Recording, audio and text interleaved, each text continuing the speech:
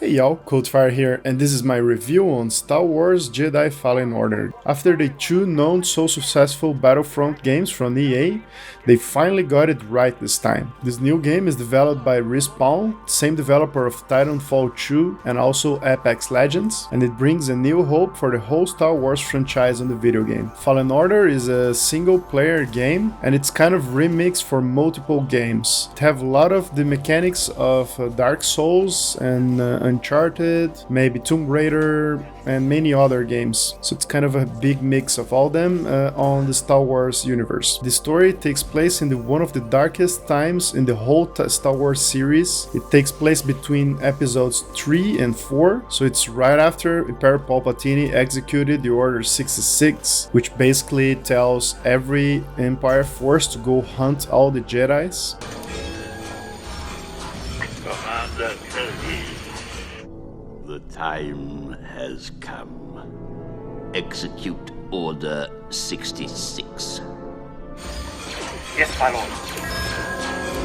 And you, as the main character, is the young Jedi, or even maybe a Padawan. He's really young, called Carl, and you're with one of the few survivors of the Jedi Order. Your main goal is to try to find other young Jedis like you to try to restore the Order. The main character is lived by the actor Cameron Morgan. He do a really solid job. I mean, his acting is really good. The voiceover is on spot. However, the main character kind of lacks depth. I mean, he's just the general good guy. He never gets like a small hint of being like seduced by the dark force or anything like that. So even though the acting is really solid, the character is very flat. However, her mentor Seri, which is lived by the actor Deborah Wilson, really stands off. The character have a lot of depth. She have her inner demons that she have to live with. She made some really bad decisions on the past that will haunt her from the whole story. And at every small mission, you start to learning more about that character, and she's a much more interesting character because of that. The main antagonist is also a really positive surprise, the Imperial Inquisitor,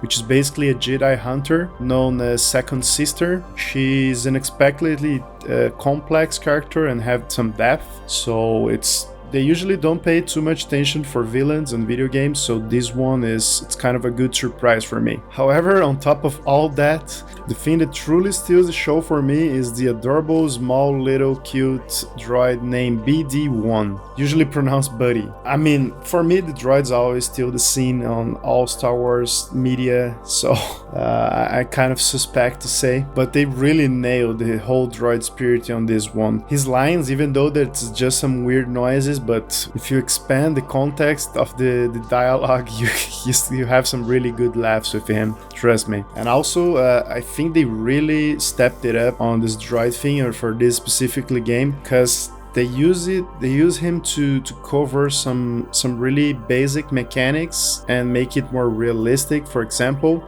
checking the map and where you have to go and where have you been on this game is like one of the most important mechanics of the whole game. And the way they make it like seamless, the droid will project the map as a hologram for you. So they made it in such believable way instead of just open an inventory or open some menu or whatever. Also, this little droid, since it's so small, he's always on your back, so it's always with you.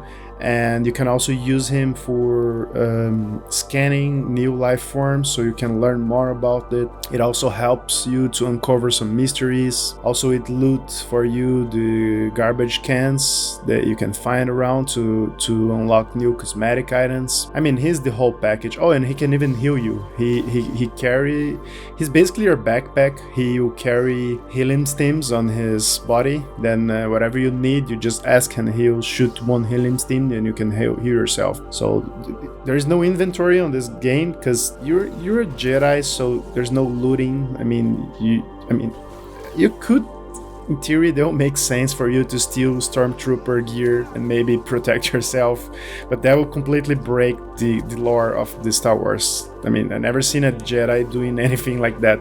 But if you think about it, it will make sense for, oh, let me grab this Stormtrooper armor and this blaster rifle. But no, let me just use my lightsaber and the Force. That's what a Jedi will do. Anyway, so there's no looting on this game. The only thing you can loot is cosmetic items for you, for your droid, and for your ship. And other than that, they have a really strong customization for your lightsaber. You can basically switch anything. You can switch the light color, the switch, the handle, and all the small parts of your lightsaber you can customize with cosmetic items that you find on the game. Another really strong point on this game is the skill tree. It's huge, it's literally amazing, and you can feel the progression. You start like a really weak Padawan with absolutely no skill. All you can do is swing your lightsaber around. However, after you start leveling up, you start unleashing the Force. For example, you can pull, you can push, you can like control the environment around you, you can freeze your enemies, you can slam them into each other, you can throw your lightsaber, and all sorts of cool things that you see on the movies. So you start really weak with a very limited skill set, and you start progressing from that and become this master Jedi by the end of the game. So it's very, very rewarding, the progression system. Also, a very positive thing in this game is the combat system is it have a lot of depth to the combat. I mean, you cannot just smash your keys randomly and expect to win.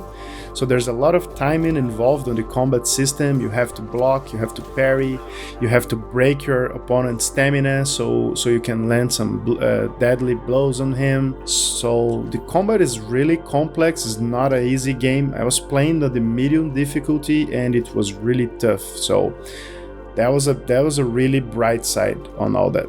Also, the death mechanic is really, it doesn't penalize you too much. If you die, you just respawn somewhere and you have to go back there and kill the guy who killed you. So it's very fluid. It doesn't make you frustrated at all if you die.